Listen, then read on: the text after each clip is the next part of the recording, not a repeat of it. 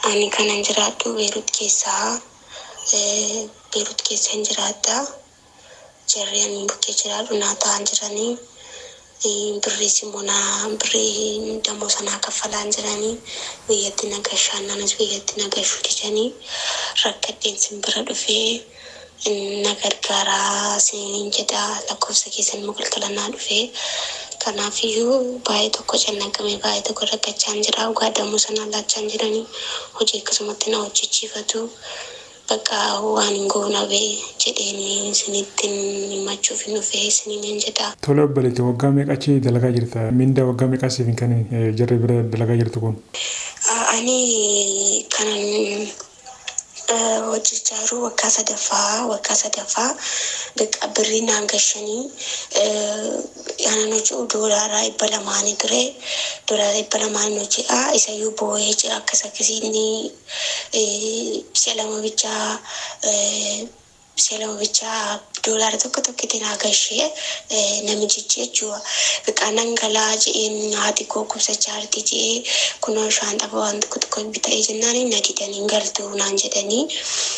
galtu naan jedhanii bakka waan hin goona bee maqaan koo immoo Asteeriin jedhama. Kan hojjechaa jiru waggaa 3 akkanadha. Bakka birrii naa gashaan jiranii. Birrii ji'a 8 hawwatanii jiru amma birrii ji'a 8 naa gashaa jiranii. Zimmi jedhee masii gashina naan jiru malee birrii naa gashaa jiranii. Nangala yeroo jiru immoo ishii naan jiru malee nan gashanii. Bakka siqaayii keessa dhugaa waaqa siqaayii baay'ee keessa jira yaaddoo wayin dakka kootti namni wayin immoo galee haadha koo argee jashee argee hin jenne. Bakka waan hin goona bee biyyatti ukkuba tokkoon qabu biyya kanatti immoo ukkuba natti hammaatee utuma na ukkubuun hojjedha. Waan goona bee otoo birrii naa kaffalu ta'ee otoo dafqa koo haadha koof erga ta'ee rakkoon qabu. Amma ani birrii isaanis hin barbaadu. Bakka lubbuun koo akka haadha koof galu bichaan barbaada malee birrii isaanii sanii wanti hin jiru waaqa kanaafiyyuu na gargaaraa isiniin jechuun dhufee. Baasaboor kan kee isaan harka jira moo osoo harka jira gaafiin kiyya tokkoffaan? Inni lammaffaan biyya san gartee imbaasiin Itoophiyaadhaan jira.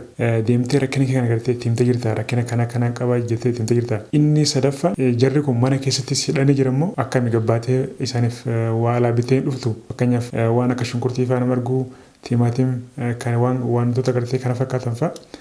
Gabbaatee isaaniif alaabaan bittu waan kanaafaa. Paaspoorrii koo isaan bira jira anarra hin jiru. Mana keessa waan hojii dhufanii paaspoorrii koo isaan bira jira malee anarra hin jiru.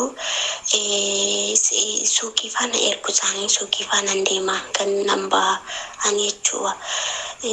Isaanis na ergu anis immoo waan bitaa yoo hin jiru na baasu nan didanii suuqiin nu garasi'a. Nan didanii. Isiniin jedha malee mana keessa olii gadi hin deemu. Garuu suuqiin nan deema. Isaanis suuqiin na ergu anis immoo yoo waan bitaa saamunaa waan akka kanaa jiru na baasu isaanii. Nan didanii jechuu kooti. Nan eeganii jechuu kooti. Kosii faana gatajee yoon bahu na baasu jechuu kooti. Paaspoortii koo immoo isaan irra jira. Harka hin fudhanneen elayyoon biiroo deeme immoo hin baasiin sun immoo mana natti qayyaramuun barbaadu galuun barbaade akkuma taatee na gashaa isiniin jedha. Hin baasii sanaaf immoo deemuun barbaadu anatu maaliif mana natti qayyaru. Ani mana natti qayyaruunis baay'ee dhukkubsachaa jiruuf baay'ee dhukkubsachaa jira. Bakka asitti kun natti baay'atee biyyatti illee akkuma beeku kana biraa hojiin baay'ee ulfaata.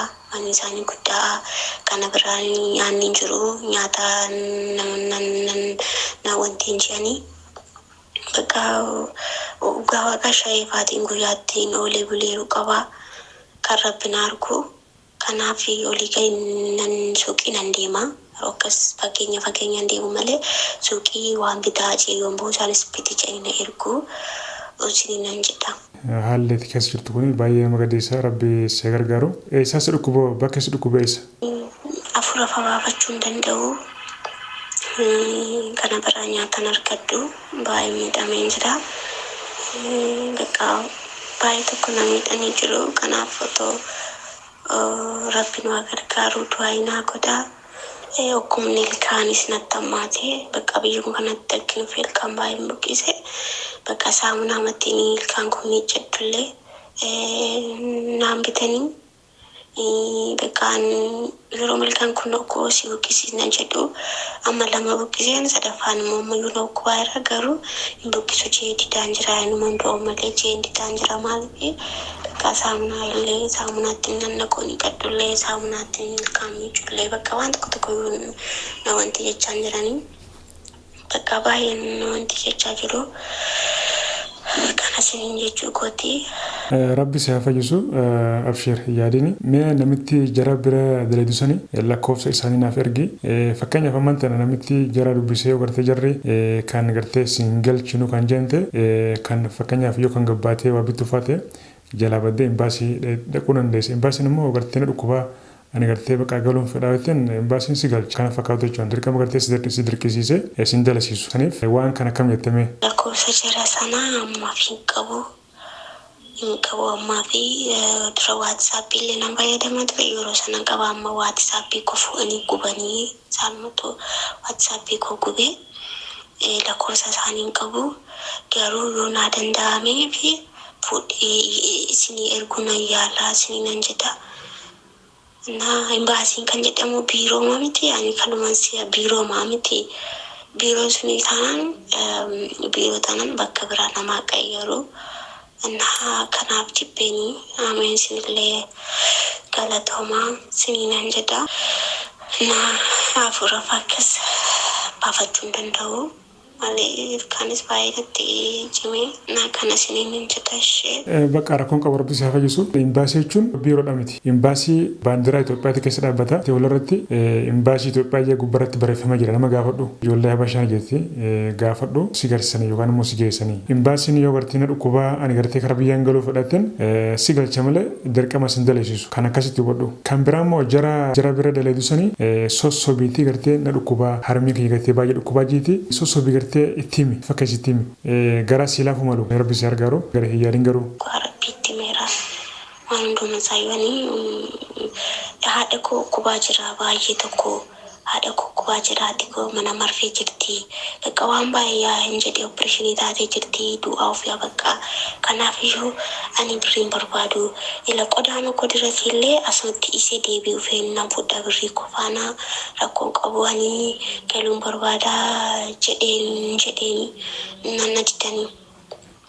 Waan mana hin jenne isaanii hin jenne iyyuu hin jiru ani dhugaa rabbiin baay'ee maaliif bakka afaan jabaa waan akkasii dubbachuu hin jaalladhu nan sodaadha bakka waa mana gochuu danda'u kan jiru keessa galeeni amma lumatti toleen faana haasaa innaa kana siniinan jedha timeera waan hundumaayyuu na didanii malee jaarsi na kabala. Yeroo baay'ee na rukkutee yeroo baay'ee na reebeera bakka guyyaa tokko immoo funyaan keessa eegin iyyuu na yaa'eera na kawalee kana siniinan jedha nyaata bakka hin beeku waan firiijii keessa kaa'an deebi'anii ilaaluun fattashu hin beeku kanaaf hin beeku isaanii. Fattashu kanaaf nan immoo nan sodaadha bakka waanuma narkee waanuma isaanii nyaadha kana siniinan jedha. Intarneeta isa harkattawaa jechuun waa'ee akkamitti harkattee fayyadamtare? Gadda kana silkiin koo tabalaasha'ee isaanii mana marfee nageessuuf jedhanii beekaa gammadanii du'aniiru ani mana marfee deemu jedheen dide addunyaan koo tokko immoo jirti isheen Itoophiyaawii keenya miti. Ishee warra Naayijeriyaa jedhamu warra Ingiliffaa malee hin dandeessu. Isheen immoo chaarjii oksiteenaa bittee silkii koos isheetu naa tottooshee oksiteenaa fiddee yoo isaanii intarneeta sii gochuuti jenillee ani si birrii ji'aan nan sii guutaa natti minaan jette naan isaanii intarneeta diimeekaan isaan ishees ji'aan birrii baasteenaa kutuu ishee irra jeen isheenis akkuma koo biyyoor maarkeeta jirti hojjetti jeen baay'ee na hojii rakkatti mucayyoon suni ishee faana yeroo tokko wal agarraa yeroo hundaa miti isheetu naa hojjechiise silkii Na yeroo tokko darbine wal agarra yeroo dheeraa waliin agarru. Na kana siniin jedha dhiifama afura babachuu waan hin dandeenyeefidha. Afura hin dandeenye baafadhu kanaaf dhiifama. Afura sinitti hin baafadhu dhiifama guddaa. Kana siniin jedha ishee galatoomaa. Lakkoofsa jaraa yeroo argatte naaf yeroo argatte naaf ergi. Lakkoofsa madaamii haa ta'u lakkoofsa namichaa haa ta'u naaf ergi waan jiru hin gaafadha. Karaa suuta jeetiin gaafadha jechuudha. Inni biraa immoo yeroo gabbaatti suuqiidha agartee waa bittu ijoollee habashaadhaa kan daandii gubbarratti wal agartuun rakkina kee hundatti himi. Imbaasiin Itoophiyaa naannoo bakka isin jirtu gaafadhu. Cheerchiillee gaafadhu maaliif namni habashaadhaa baay'inaan bakka inni itti walitti qabamu cheerchiidha. Dheeyxee cheerchiin bakka jiru barte gartee achittillee jalaa miliquu hin dandeessaa siin jedha. Ashama harka fuunee hordoftee yaasuu biraa hundi keessan bakkuma jirtanitti nageenyi rabbii isin bira jiraatu arraan tanaa dhugatti waan nama gaddisiisu obboleeyyan keenya shamarran keenya kan biyya Beeruuti jiran rakkina hedduutu rakkina baay'eetu irra gahaa jiraachuu guyyaa irraan gartee keessaan dhufanii rakkina keenya kana jaaniin itti hinatti himaa jiran jechuu garuu ani gartee rakkina isaanii kana furuullee hunda dhabe daayirektii gartee furuullee hunda dhabe indaayirektii gartee karaa gartee keessaatiin gartee waan hin danda'u gartee inni godhaa eegeetumaan yaada tattaaffii godhaa jiraachuu obboleettiin teenyatuni deemuusa gartee mindaa ji'a 8 osoo wanta kalleen kaniniif daleessa jiran nyaata nyaattuu gartee ittiin kannan jechuudha shaayii faadhaan gartee guyyaa guutuu oolee fa bulaatti baay'ee nama gaddisiisa dhukkuba baay'ee qabdu jechuudha ilkaan hundaa'u gartee dawaa qoricha bituuf diidanii ilkaan irra ofirraa buqqisa jirti jechuudha rabbi haa fayyisuuf namichi siin badaleetu jaartiidhaa jina dabee jira jaartii isaa wajjin adda jira garuu ilmaan ni jira ilmaan shamarran gurguddaa lama jiratti mana keessa namichi biyya South Africa deemee dalaga hojiidhaaf jiraachuu